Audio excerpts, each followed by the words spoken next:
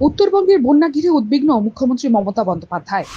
রাজ্য উপাচার্য নিয়োগে জট কাটাতে সার্চ কমিটি গড়ে দিল দেশের শীর্ষ আদালত। সন্দেশখালী কাণ্ডে সিবিআই তদন্ত চালিয়ে যাবে। রাজ্য সরকারের আর্জি খারিজ করে একথা জানিয়ে দিল দেশের শীর্ষ আদালত। শহরের অন্যতম নামী স্কুলে একের পর এক বিষধর সাপ উদ্ধার ঘিরে চাঞ্চল্য মালদহে। ফ্রান্সের নির্বাচনে জোটের জয়, পার্লামেন্টে ত্রিশঙ্কু সরকার।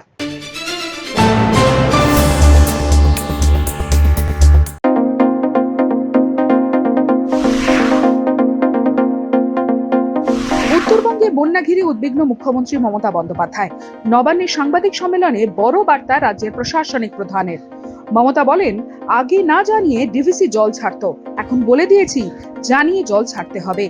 গঙ্গার ভাঙন এড়াতে কোনো কাজ করেনি কেন্দ্র, তো মুখ্যমন্ত্রীর। তিস্তার জল বন্টন নিয়ে নিজের মত তুলে ধরলেন তিনি। আজকে দীর্ঘ 12 বছর ধরে 10 বছর ধরে ওরা দেখছে না, 1 পয়সা খরচও করেনি গঙ্গার ভাঙনের জন্য, ফরাক্কাও ড্রেজিং করেনি। রাজ্য উপাচার্য নিয়োগে জট কাটাতে একগুচ্ছ নির্দেশ দিল সুপ্রিম কোর্ট। এর জন্য সার্চ কমিটি গড়ে দিল দেশের শীর্ষ আদালত। সুপ্রিম কোর্টের অবসরপ্রাপ্ত প্রধান বিচারপতি ইউ ললিতের নেতৃত্বে সার্চ কমিটি গঠন করা হয়। উপাচার্য নিয়োগের জন্য মুখ্যমন্ত্রীকে 3 জনের নাম পাঠাবে সার্চ কমিটি। 3 জনের মধ্যে একজনের নাম চূড়ান্ত করে আচার্যকে পাঠাবেন মুখ্যমন্ত্রী। সংশ্লিষ্ট ব্যক্তিকে উপাচার্য হিসেবে নিয়োগ করবেন রাজ্যপাল। উপাচার্য পদে নিয়োগের জন্য রাজ্যকে বিজ্ঞাপন দেওয়ার নির্দেশও দেয় সুপ্রিম কোর্ট। বিজ্ঞাপনে সুপ্রিম কোর্টের আদেশ উল্লেখ করারও নির্দেশ দেওয়া হয়েছে। বিজ্ঞাপন থেকে নিয়োগ 3 মাসের মধ্যে গোটা প্রক্রিয়া শেষ করার নির্দেশ। ঝাড়খণ্ড বিধানসভায় সোমবার আস্থা ভোটে জিতল ঝাড়খণ্ড মুক্তি মোর্চা নেতৃত্বাধীন জোট।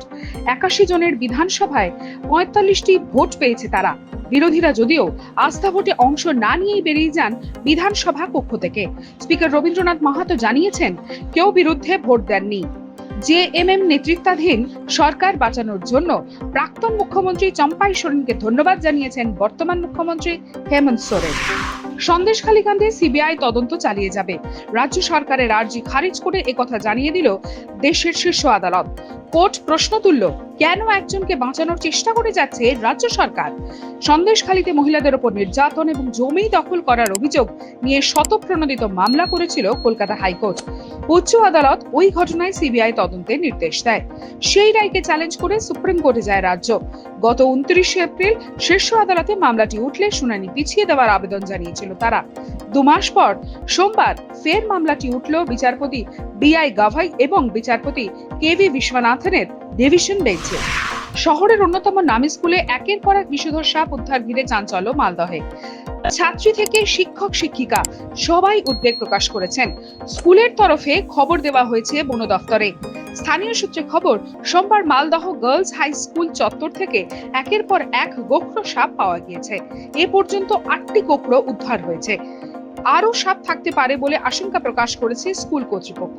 প্রাথমিক থেকে উচ্চ মাধ্যমিক স্তর পর্যন্ত পড়াশোনা হয় এই স্কুলে। ছাত্রীর সংখ্যা সব মিলিয়ে প্রায় 1,500। সোমবার স্কুল চলাকালীন সাপ পাওয়ায় চাঞ্চল্য ছড়াতে বন দফতরের সাহায্য চান স্কুল কর্তৃপক্ষ। আবারও উপত্যকায় জঙ্গি হামলা। সোমবার দুপুরের পর আচমকাই জম্মু ও কাশ্মীরের কাঠুয়া এলাকায় জঙ্গিরা হামলা চালায়। সেখানকার এক জঙ্গল থেকে সেনা গাড়ি লক্ষ্য করে আক্রমণ করে জঙ্গিরা। তবে সেনাকর্মীরাও পাল্টা এনকাউন্টার শুরু করে, ফলে পিছু হটে জঙ্গিরা। জানা গিয়েছে, গুলির লড়াইয়ে 2 জন সেনাকর্মী আহত হয়েছেন। উল্লেখ্য, রবিবার 6 জঙ্গিকে নিকেশ করে ভারতীয় সেনা। গাড়োয়াল ডিভিশনে ভারী বৃষ্টির পূর্বাভাস। আপাতত বন্ধ রাখা হয়েছে 4 ধাম যাত্রাও। এর আগে বৃষ্টির কারণে সাময়িকভাবে বন্ধ রাখা হয় অমরনাথ যাত্রা। চামুলিতে বদ্রীনাথ জাতীয় সড়কের ওপর অন্তত 5 জায়গায় ধস নামায় যানবাহনের গতিবিধির ওপর নিয়ন্ত্রণ বিধি জারি করেছে গাড়োয়ালের কমিশনার বিনয় শঙ্কর পাণ্ডে। বৃষ্টি ধসে বিধ্বস্ত সিমলা। সেখানে রোহানায় ব্যাপক ধস নেমে বন্ধ হয়ে গিয়েছে 707 নম্বর জাতীয় সড়ক। কয়েক ঘন্টার বৃষ্টি, 300 মিলিমিটার বৃষ্টিতে থমকে দেশের অর্থনৈতিক শহর মুম্বাই। বেহাল রেল পরিষেবা, জল জমে বন্ধ হলো রাস্তা, ট্রাফিক জ্যামে নাস্তানাবুদ ব্যস্ত শহরের মানুষজন। মন্থর গতি দেখা গেল বিমান পরিষেবাতেও। পরিস্থিতি এতটাই খারাপ পর্যায়ে পৌঁছেছে যে সোমবার সপ্তাহের প্রথম কাজের দিনটিতে স্কুল কলেজ অর্ধ দিবস ছুটি ঘোষণা করতে বাধ্য হলো প্রশাসন।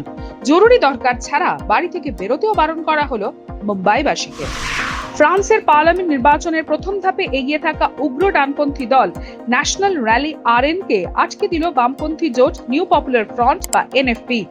প্রথম দফা নির্বাচনের পর দ্বিতীয় দফায় জোট গড়ে তোলে আরএনকে ঠেকাতে বামপন্থীদের জোট এনপিই ও মাকড় জোট টুগেদার অ্যালায়েন্সের মধ্যে আপোষ হয়। আরএন এর বিরুদ্ধে পড়া ভোটগুলো যেন একজনই পান, সেজন্য দুই জোট মিলে 2 শতাধিক প্রার্থীকে ভোট থেকে সরিয়ে দেন। বাম ও মধ্যপন্থীদের এই কৌশলই কাজে দিয়েছে। তবে নির্বাচনের আনুষ্ঠানিক ফল ঘোষণার পর দেখা গিয়েছে ত্রিসঙ্গ হতে চলেছে ফ্রান্সের পার্লামেন্ট। কোনো দলই একক সংখ্যাগরিষ্ঠতা পায়নি।